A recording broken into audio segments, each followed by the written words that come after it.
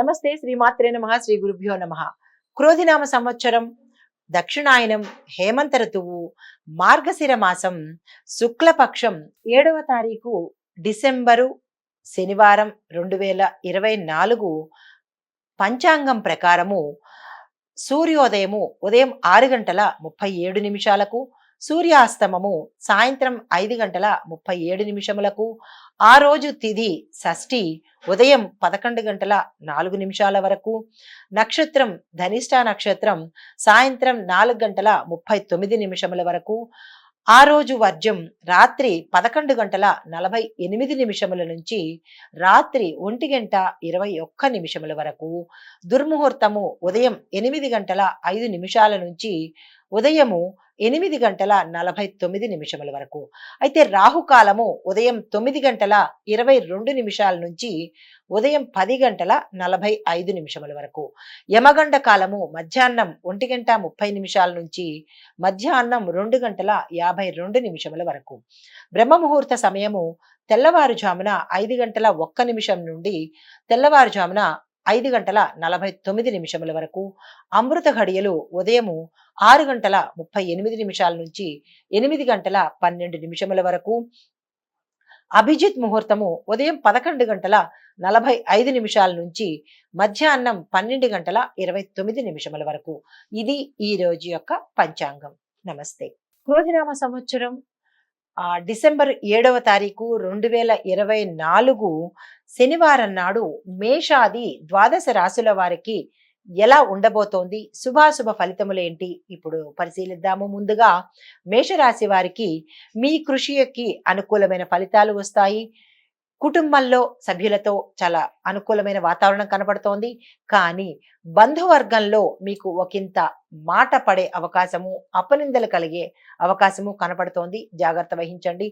మీరు గతంలో ఏవైతే ప్రణాళికలు వేశారో వాటి యొక్క అంచనా తారుమారు అయ్యే విధంగా కనబడుతోంది.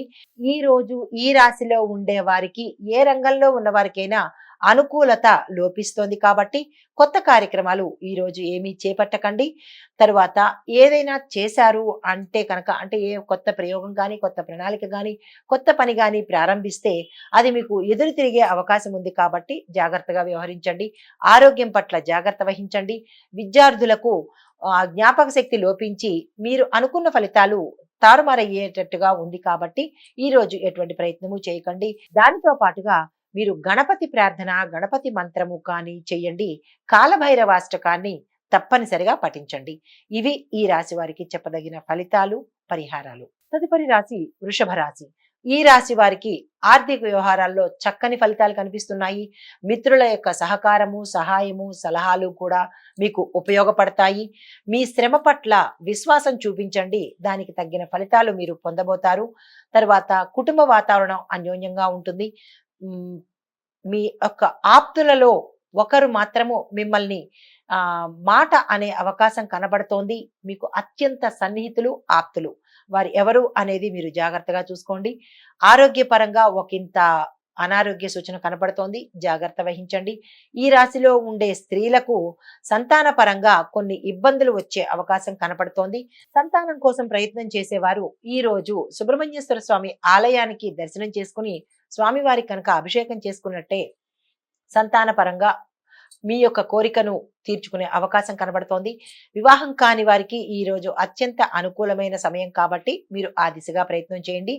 గ్రహశాంతి కోసము మీరు తెల్లని వస్త్రాలు దానంగా ఇవ్వండి. దానంగా ఇస్తే కనుక మీకు మంచి అనుకూలత కలిగే అవకాశం కనబడుతోంది. దానితో పాటుగా శివాలయ దర్శనం కనుక చేసుకున్నట్టయితే ఎటువంటి గ్రహదోషాలున్నా తొలగిపోయే అవకాశం కనబడుతోంది.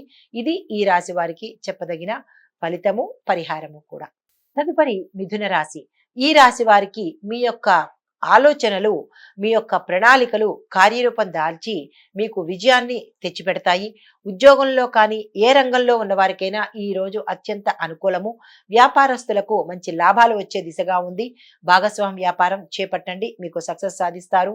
అయితే ఈ రాశిలో ఉండేవారు అప్పులు చేయడానికి ప్రయత్నం చేసిన, అగ్రిమెంట్ల మీద సంతకాలు పెట్టినా మీకు నష్టం కలిగే అవకాశము, చిక్కుల్లో పడే అవకాశం ఉంది కాబట్టి ఆ విషయంలో కొంచెం జాగ్రత్త వహించండి. మిగతా అన్ని రకాలుగా మీకు చాలా చక్కని అనువైన కాలము. ఏ రంగంలో ఉన్న వాళ్ళకైనా ఈ చిన్ని ఒక జాగ్రత్తను కనుక మీరు పాటించినట్టయితే ఎటువంటి ఒడిదుడుకులు ఈ రోజు మీకు కలగవు. అన్ని విధాలా అనుకూలంగా ఉంది. వివాహం కాని వారికి కూడా ఈ రోజు చక్కగా ఉంది కాబట్టి మీరు ఆ దిశగా ప్రయత్నం చేయండి. అయితే దానితో పాటుగా మీరు ఏ పనికైనా వెళ్ళాలి అని అనుకున్నప్పుడు పసుపు రంగు వస్త్రాలు లేదా ఆకుపచ్చ వస్త్రాలు ధరించి కనుక మీరు వెళ్ళినట్టయితే శుభాలని పొందే అవకాశం కనబడుతోంది. విజయాన్ని సాధించే అవకాశం కనబడుతోంది. దానితో పాటుగా ఏదైనా ఆలయంలో కనుక మీరు మీ శక్తి కొద్దీ దానం కనుక చేసినట్టయితే, వస్త్రదానం కావచ్చు, లేదా అంటే ధన రూపేణ కనుక మీరు ఇచ్చినట్టయితే చిన్న చిన్న ఒడిదుడుకులు ఉంటే కనుక అవి తొలగిపోయే అవకాశం కనబడుతోంది. ఇది ఈ రాశి వారికి చెప్పదగిన ఫలితము, పరిహారము కూడా. తదుపరి రాశి కర్కాటక రాశి. ఈ రాశి వారు కొత్త కొత్త పనులకు, కొత్త కొత్త ప్రాజెక్టులకు, కొత్త గృహ నిర్మాణాలకు శ్రీకారం చుట్టే అవకాశం కనబడుతోంది. ఆర్థిక విషయాల్లో మీ కృషి ఫలించి మీరు అనుకున్నవి కన్నా ఎక్కువ లాభాలు పొందే అవకాశం కనబడుతోంది. అది వ్యవసాయదారులు కావచ్చు, వ్యాపారస్తులు కావచ్చు, ఈ రంగంలో ఉన్న వారు డబ్బుకు సంబంధించినటువంటి ఏ విషయంలో ఉన్నవారైనా సరే లాభాలే వచ్చేటట్టుగా మంచి అవకాశాలు కనపడుతోంది. కుటుంబ వాతావరణం ఆరోగ్యకరంగాను, శాంతిగాను నెలకొంటుంది. తర్వాత దంపతుల మధ్య గతంలో ఏవైనా పొరపచ్చాలు కానీ, మనస్పర్ధలు కానీ ఉన్నట్టయితే కనుక అది ఈ రోజు సమసిపోయి అన్యోన్యంగా ఉండే అవకాశం కనపడుతోంది. తర్వాత మిత్రులతో చాలా జాగ్రత్తగా వ్యవహరించండి. శత్రువులు పెరిగే అవకాశం ఉంది కాబట్టి ఎవరు నమ్మదగ్గవారు, ఎవరు నమ్మలేని వారు అనే విషయంలో జాగ్రత్తగా చూసుకోండి. మీ గోప్యతను ఎవరికి షేర్ చేయకుండా, ఎవరితోనూ పంచుకోకుండా ఈ ఒక్క రోజును మీరు కాపాడుకోండి. అన్ని రకాలుగా మంచి జరుగుతుంది. ఈ ఫలితాలు ఈ రాశిలో ఉండే అందరికీ వర్తిస్తాయి. అన్ని రంగాల వాళ్ళకి కూడా వర్తిస్తాయి. ఈ రాశిలో ఉండే వారికి ఈ రోజు ఫలితాలు మిశ్రమ ఫలితాలుగా గోచరిస్తున్నాయి.